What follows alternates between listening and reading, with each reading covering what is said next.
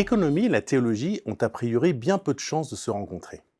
D'un côté, les économistes ont souvent rejeté les critiques émises par les chrétiens à l'encontre de l'économie, leur reprochant une sorte de naïveté, si ce n'est un moralisme incapable de prendre en compte la complexité des mécanismes d'échange et de création de valeur. De l'autre, les économistes, souvent nimbés de la suffisance que prodigue la science ou pis la pseudo-science, claironnent à qui veut l'entendre que leurs modèles mathématiques n'ont strictement rien à voir avec la morale. Il semble donc exister très peu d'intersections possibles entre les deux domaines. C'est pourquoi il faut rendre grâce au livre de Mary Hirschfeld qui fonde les linéaments de ce que l'on peut appeler une théologie économique. Et permettez-moi de vous dire que malgré toutes les barrières mentales que vous pourriez avoir, cet ouvrage est absolument passionnant.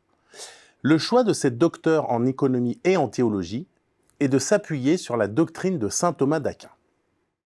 Vous êtes bien évidemment en droit de vous demander en quoi un théologien du XIIIe siècle, enivré de beau, de vrai et de bien, et ne connaissant rien du capitalisme, peut nous aider à comprendre l'économie contemporaine.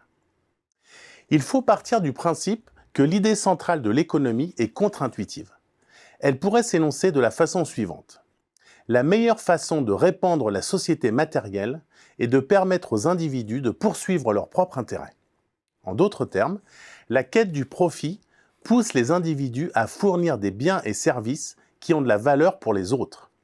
Or, la théorie du choix rationnel, censée décrire ou prédire le comportement de l'Homo economicus, se limite souvent à la prise en compte de la forme de raison que nous partageons avec les animaux. D'une part, le modèle économique est à la peine pour intégrer l'incertitude, les erreurs cognitives ou le manque d'information. D'autre part, il n'intègre que très partiellement les préoccupations éthiques. La doxa économique suppose un désir humain infini pour des biens finis.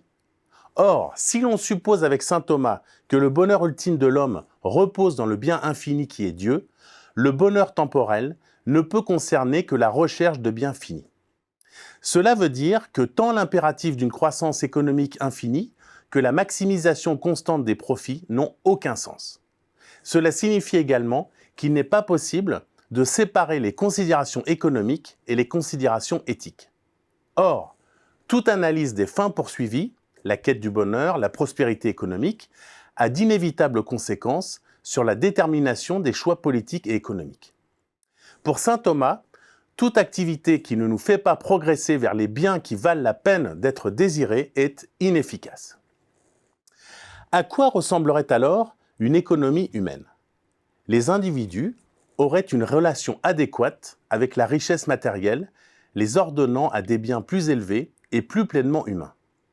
Saint Thomas ne remet pas en cause ni l'importance des biens matériels, ni la propriété privée, qui est selon lui une institution utile.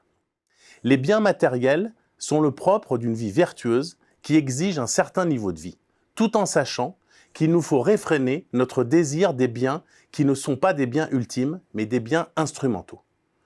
La nourriture, le logement et l'éducation sont nécessaires pour assurer ce bien ultime, ainsi que toutes les structures politiques et culturelles qui facilitent la liberté humaine.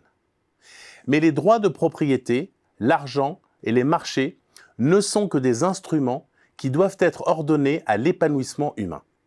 C'est pourquoi c'est une erreur culturelle que de traiter le PIB et le taux de croissance économique comme des biens ultimes.